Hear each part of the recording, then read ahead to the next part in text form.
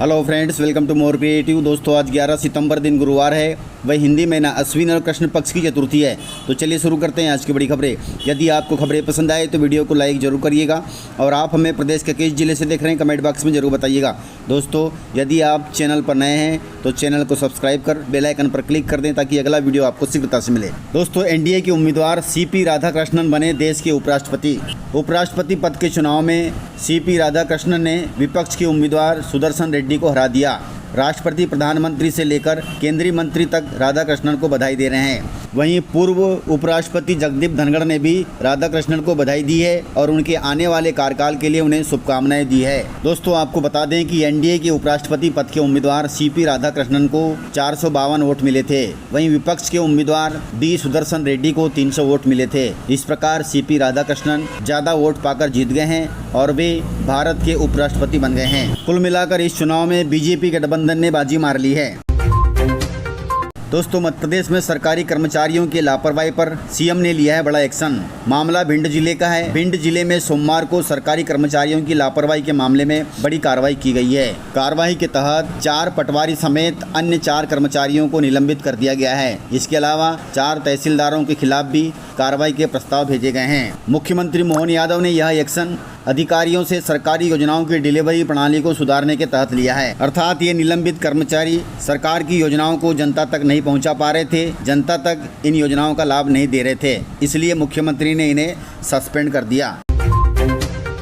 दोस्तों, प्रधानमंत्री मोदी के राहत पैकेज पर पंजाब सरकार नाखुश है। अर्थात पंजाब सरकार ने केंद्र सरकार की तरफ से दिए गए 1600 करोड़ रुपए के राहत पैकेज को कम बताया है। साथ ही कहा है कि यह पंजाब का अपमान है। हाल ही में प्रधानमंत्री नरेंद्र मोदी पंजाब पहुंचे थे, जहां उन्होंने बाढ़ पीड़ितों से मुलाकात की। आपको बता दें कि पंजाब की आम आदमी पार्टी सरकार ने केंद्र सरकार से बाढ़ पीड़ितों के लिए 20,000 करोड़ रुपए की मांग की थी, लेकिन केंद्र सरकार ने उन्हें सिर्फ 1600 करोड़ रुपए ही दिए हैं। मीडिया रिपोर्ट्स के अनुसार पंजाब के राजस्व मंत्री हरदीप सिंह मुदिया ने कहा, जब मुख्य सचिव ने उन्हें हजारों करोड़ रुपए के नुकसान, जिसमें टूटी सड़कें, तबाह हुई जमीन और पंजाब के लोगों के टूटे घरों की जानकारी पूरी दी है, तो उन्होंने सिर्फ 1600 करोड़ रुपए की सहायता क्यों दी? उन्हें कम से कम 20,000 करोड़ रुपए देने चाहिए। कुल मिलाकर इतनी कम राशि पंजाब का अपमान है। दोस्तों, किसानों के लिए जरूरी खबर है। खाद वितरण केंद्र में मची भगदड़, जिससे आधा दर्जन से ज्यादा किसान हो गए घायल। मामला रीवा जिले का है। रीवा में खाद वितरण केंद्र में खाद और टोकन पाने के लिए किसानों के बीच भगदड़ मच गई। भीड़ में गिरकर कई महिला किसान तथा पुरुष किसान घायल हो गए। हालांकि इन घायलों को अस्पताल पहुंचाकर इलाज कराया जा रहा है। मामला रीवा जिले के सिरमौर जनपद पंचायत का है और ऐसे हालात प्रदेश के अधिकांश जिलों में होते हैं। इस पर सरकार को तथा प्रशासन को संज्ञान लेना चाहिए और खाद वितरण के दौरान किसानों के लिए पुख्ता इंतजाम करने चाहिए।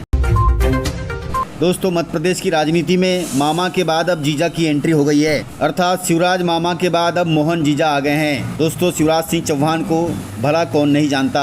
18 साल तक जनता के बीच उन्होंने एक ऐसा इमोशनल कनेक्शन बनाया है कि आज भी बूढ़े, जवान और बच्चे उन्हें मामा कहकर पुकारते हैं। लेकिन अब मध्य प्रदेश की राजनीति में एक और नए रिश्ते का तड़का लग गया है। ये तड़का लगाया गया है मध्य प्रदेश की लोक गायिका राखी द्विवेदी ने। उन्होंने एक जनसभा में मुख्यमंत्री मोहन यादव को संबोधित करते हुए कहा कि दिलदारों में दिलदार मोहन जीजाजी हमार। मुख्यमंत्री के सामने यह गीत गाकर उन्होंने सभा को खुश कर दिया। हालांकि जीजाजी हमार सुनकर मुख्यमंत्री शर्मा गए, लेकिन बाद में उन्होंने राखी द्विवेदी के सिर पर हाथ रखकर आशीर्वाद दिया और उस लोक गायिका को इनाम भी दिया। कुल मिलाकर डॉक्टर मोहन यादव अब मध्य प्रदेश के जीजाजी हो गए हैं। दोस्तों, मध्य प्रदेश के सरकारी स्कूलों में ई अटेंडेंस नहीं लगाने वाले शिक्षकों पर होगी अब कड़ी कार्रवाई। शिक्षा विभाग के कहने पर छिंदवाड़ा कलेक्टर ने स्पष्ट कह दिया है कि जो शिक्षक ई अटेंडेंस नहीं लगाएंगे उन पर कड़ी कार्रवाई होगी। कलेक्टर साहब ने कहा कि शिक्षकों की उपस्थिति एवं समय पालन शिक्षा की गुणवत्ता का मूल आधार है, इसलिए इस व्यवस्था में कोई भी लापरवाही नहीं बरती जाएगी। अब जो शिक्षक ई अटेंडेंस नहीं लगाएगा उनको एब्सेंट माना जाएगा और उस हिसाब से उनकी पेमेंट बनेगी। दोस्तों, मुख्यमंत्री मोहन यादव ने 10 सितंबर को कलकत्ता में निवेशकों से किया 1-to-1 चर्चा। 10 सितंबर को मुख्यमंत्री मोहन यादव कलकत्ता गए थे। वहां उन्होंने रोड शो भी किया। इसके अलावा उन्होंने टेक्सटाइल, वस्त्र परिधान, IT, मैन्युफैक्चरिंग, फूड प्रोसेसिंग सभी प्रमुख सेक्टर के उद्योगपतियों से 1-to-1 चर्चा की और मध्य प्रदेश की उन्हें उपलब्धियां बताई और उनसे कहा कि आप मध्य प्रदेश आएँ और मध्य प्रदेश में निवेश करें, आपको बहुत फायदा होगा। दोस्तों, पड़ोसी राज्य नेपाल के दंगों में फंसे मध्य प्रदेश के लोगों ने प्रधानमंत्री मोदी से मांगी है मदद। अभी नेपाल में दंगे चल रहे हैं। इस दंगों में कई लोग फंसे हुए हैं। इनमें मध्य प्रदेश के छतरपुर के 4 परिवारों के करीब 14 लोग भी शामिल हैं जो काठमांडू में फंसे हैं। इन लोगों ने वीडियो के माध्यम से प्रधानमंत्री मोदी से भारत सरकार से उन्हें वापस बुलाने की मांग की है। हालांकि ऐसे कामों में मोदी सरकार बहुत आगे रहती है। उन्हें जल्द ही सकुशल भारत बुला लिया जाएगा। दोस्तों, देश के सराफा बाजारों में चीन की एंट्री हो गई है। सोने के कलेवर में आ गए हैं चांदी के गहने। दोस्तों, गहनों के बाजार में अब चीन की एंट्री हो गई है। इंदौर के सराफा बाजार में चीन के गहनों ने एंट्री कर ली है। ये सभी गहने सीधे चीन और वियतनाम से बनकर आ रहे हैं। इनकी डिजाइन ऐसी है कि सोना पहनने और बेचने वालों को भी समझ में नहीं आ रहा है। कुल मिलाकर यह गहने सोने की तरह दिखते हैं जबकि चांदी से बने हुए हैं। इन गहनों पर केवल सोने की पॉलिश की गई है। इन गहनों में चूड़ी, कंगन, हार से लेकर ज्वेलरी तक भी पूरी रेंज मिल रही है। गहने भले ही चांदी से बने हैं लेकिन दिखने में सोने के गहनों और इनके बीच कोई अंतर नहीं किया जा सकता। दुकानदार इन गहनों के साथ गारंटी भी ले रहे हैं। इनकी सोने जैसी रंगत ताउम्र फीकी नहीं पड़ेगी, यानी चांदी की कीमत में लोग सोना पहनने का शौक पूरा कर सकते हैं। इन गहनों की पहचान है कि इन पर 925 हॉल मार्किंग का निशान होता है। इस हॉल मार्किंग से ही आप इनकी पहचान कर सकते हैं। इन त्योहारी सीजन में गहने खरीदते समय थोड़ी सावधानी जरूर बरतें।